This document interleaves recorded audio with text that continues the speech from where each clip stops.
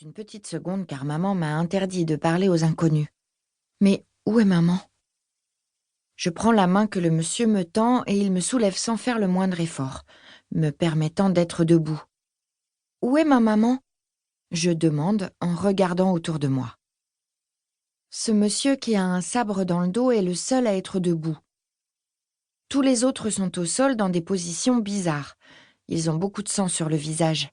Je crois qu'ils sont morts et partis au ciel, comme m'a expliqué maman. Est-ce qu'elle est parmi eux? Je commence à ressentir un pincement au cœur à l'idée de ne pas revoir ma maman. Je ne sais pas, petite, mais on ne peut pas rester là, m'informe l'homme qui observe les alentours. Je croise les bras et recule, le visage fermé. Ma maman m'a dit de ne pas suivre des inconnus. et elle a raison, sauf que je suis là pour te sauver. Qui es-tu, monsieur? L'homme tourne son regard brillant vers moi. Il est très impressionnant, ce monsieur. Grand et fort, il a la même carrure que mon papa, sauf que lui me fait très peur avec ses vêtements noirs et son sabre. Est-ce que c'est lui qui a fait couler ce sang? Zach. Où est ma maman? Le monsieur Zach m'attrape contre ma volonté, donc je me mets à crier pour qu'il me lâche. Je ne sais pas ce qu'il s'est passé ici, ni qui est ce drôle de monsieur méchant, mais je veux ma maman et qu'il me pose à terre très vite. Calme-toi, petite, m'ordonne le monsieur Zach. Je suis un destructeur d'indésirables. Je suis là pour te sauver.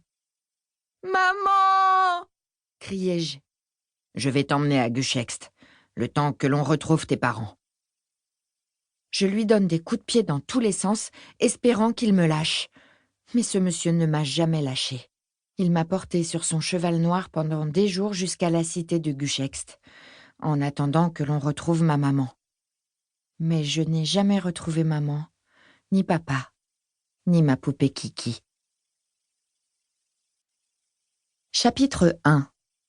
En 4794. Elina. Ma patience a des limites. Elles sont atteintes.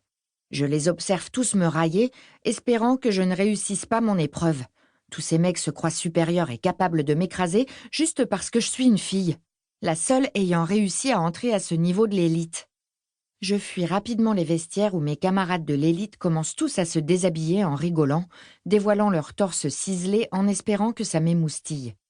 Cela fait exactement 10 ans que je demande des vestiaires pour femmes. Mais Zach me répond que les conseillers de Guchext n'ont pas autorisé un tel budget puisque je suis seule. Alors je me change dans les toilettes et je prends ma douche chez moi. C'est très rageant et frustrant, mais j'ai bien compris que cette place ne m'avait été octroyée que par compassion. Lorsque j'étais petite, Zach a plaidé en ma faveur auprès du conseil pour que j'intègre l'élite de Guchext, soit le bas de l'échelle de l'ordre des guerriers exterminateurs. Après moult négociations, il a réussi à me faire entrer dans l'élite qu'il dirige désormais depuis 3 ans, étant donné qu'il occupe la place de leader des destructeurs d'indésirables. L'élite n'est qu'un moyen d'accès à la prestigieuse place de destructeur d'indésirables. Sauf que pour l'atteindre, il faut passer une série d'examens pour obtenir le diplôme et le titre de destructeur. Actuellement, je suis en pleine période d'examen. Je suis certaine d'avoir réussi celui d'aujourd'hui et les 2 précédents. Mais le suivant me tracasse. Pire encore, le dernier me semble impossible à réaliser. Beaucoup en sont morts, et rares sont ceux qui sont revenus vivants en ayant réussi. Alors je mentirais si je me disais sereine et confiante. Ce n'est absolument pas le cas. Je n'ai jamais souhaité rejoindre l'élite, et encore moins être une destructrice d'indésirables. Tuer des gens me révulse. Combattre ne me fait pas me sentir plus forte. Je n'ai pas cette âme de guerrière que mes supérieurs attendent de moi. Mais ça, c'était avant que je comprenne que cela me permettrait de sauver des innocents. Aujourd'hui, je suis bien déterminée à réussir coûte que coûte. Alors, comment s'est passée ton épreuve? Me demande Zach quand je m'apprête à quitter le centre d'entraînement, qui sert également de lieu d'examen pour l'élite.